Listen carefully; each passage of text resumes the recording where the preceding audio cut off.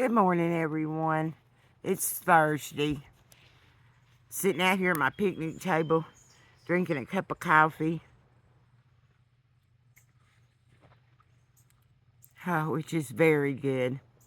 Had to get up this morning and go back into the dentist office because the tooth that was worked on was very sensitive to hot and cold. It just put a shock through me.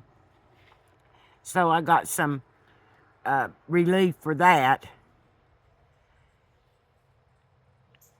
On the way back from town, I was thinking about the debate that's coming up between President Joe Biden and Donald J. Trump, the ex-president. And I was just thinking about how we all know, or should know, that the ex-president will try to make the debate into like a reality show, like the Housewives of New York City or the Housewives of New Jersey or whatever. He'll try to make it into the Trump show. When they first started televising debates, I could be wrong, but I think it was back when John F. Kennedy was running for president, when they had the first televised debates. It's not meant to be like a reality show like we know today. It was meant to be informative so that each candidate could talk about what they wanted to do for our country and the things, what kind of person they were, and the issues. So each candidate could debate back and forth the issues and how they felt about them. Well, if anybody watched the debates,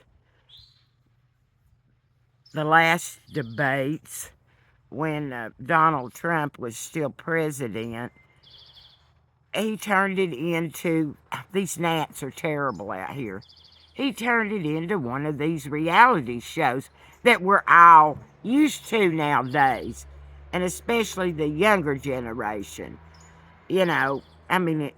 He was a reality show star at one time, if you want to call it that, The Apprentice. He was looked up to because he was rich, and he liked to say, "You're fired." And so, that's what made for good reality TV. Well, I'm looking forward to watching the debate. And not because I want to see what kind of craziness is going to happen. I want to hear what our President Joe Biden has to say. And I just wish Trump was different, but he's not. And he'll do anything he can to make it into the Trump show. I mean, people, haven't we had enough of all this craziness that's been going on?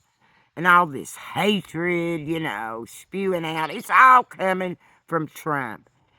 The man is a convicted felon. He's convicted of raping a woman. And he talks about at his rallies, just watch him, it's on film. He talks at his rallies about all these people coming into our country, speak all these languages that nobody understands.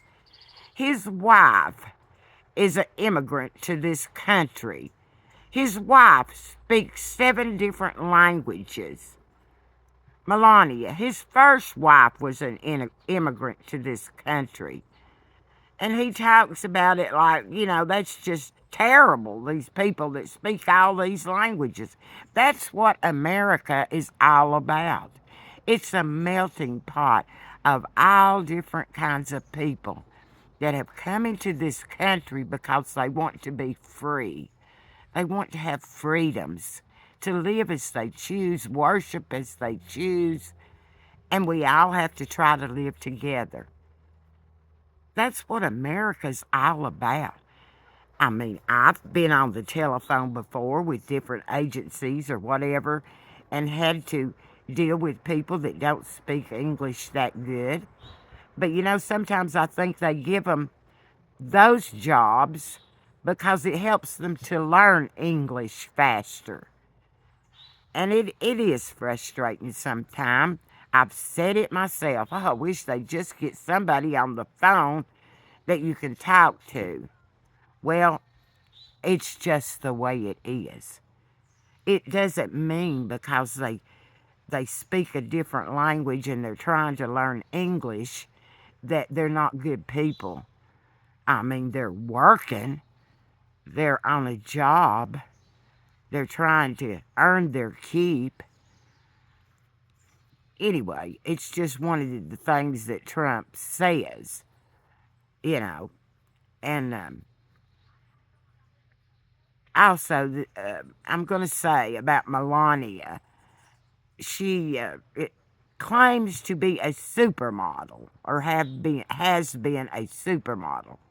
I'm sure she was a model, so to speak, but she was no supermodel. In fact, she was brought over here to work in a club called the Kit Kat Club. And that's where wealthy businessmen came to meet women from other countries. And that's how her and Donald Trump met.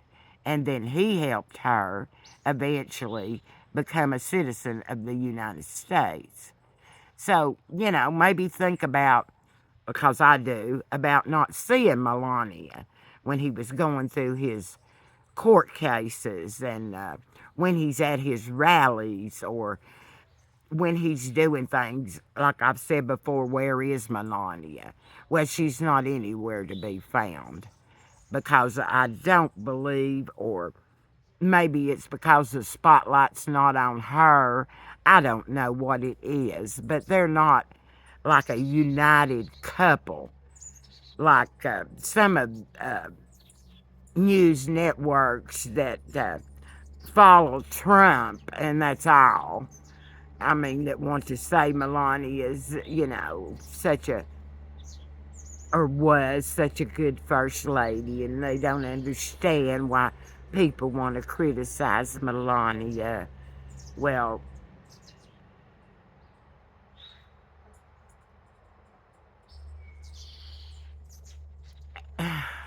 it's like we're not supposed to say anything about anything. Donald Trump is not right. But anyway, watch the debates. They're coming up, I think, next week. So watch the debates and keep in mind that it's supposed to be an informative television program for Americans to see their two candidates and listen to what they feel needs to be done for our country. And it's not a reality show. It's not somewhere, like I say, like these housewives of whatever that get in these big arguments and holler and scream at each other and act like idiots. It's a debate. And most of our debates have been that through the years, except for the last one. So be informed, people. That's all. Be informed. Because I definitely am doing my small little part to just get my voice out about freedom, about democracy. And I feel very strong about it. I don't want dictatorship. Oh, and I've been seeing Kim Jong-un and Putin, are meeting right now. If anybody's paying attention, Putin has gone to North Korea to be with Kim Jong-un, two dictators. And as I watch some of it, I don't watch very much of it, but when I do get a glimpse of it and watch a little bit, I think about Donald J. Trump and how he'd love to be there with Putin and Kim Jong-un. Dictators. Dictators. This country doesn't need a dictator. We have a president. We want a president, and a president has to be for all Americans. Oh, and there's something going on in Louisiana right now about the Ten Commandments. And as y'all know, I am a Christian, and I have the Ten Commandments in my home on the wall in a couple of places. So I do kind of try to follow, and I think I have, the Ten Commandments. But in Louisiana, they think they need to put the Ten Commandments up in schools. Not every child is a Christian. They don't come from households that maybe believe or teach the Ten Commandments per se as we do. But they might teach something similar. But still yet, if you put the Ten Commandments up in a school, that kind of makes the children that are different, that come from different religions, feel kind of left out, pushed aside because that's not something they believe in. And if they don't, believe in it, it's on the wall. Maybe they make a comment and say, what is that? I don't know anything about that, or that's not what we have in our home. Then they'll be judged by the other children, because that's what's being taught right now, is to judge other people. If they're not believing like you are, then you judge them and tell them they're wrong. Well, I still believe in separation in church and state, because this is a melting pot of people from all over who come here, and I just don't think it's fair. Like I've said before, whatever you believe and think and feel, then be that and do that, because you're free to in this country. But you're not free to try to force your beliefs on other people, and especially children. That's left up to their parents. Now, you may think everybody that doesn't have the same religion as you is doomed to hell and evil. Well, I don't believe that way. There's good people, like I've said, all over this planet, from lots of different countries that speak lots of different languages. There's far more good people than there is bad. And like I said too in one of my videos sometime back, WWJD, what would Jesus do? As Christians, we need to remember that. And his main message was always love. Don't judge. Don't judge people.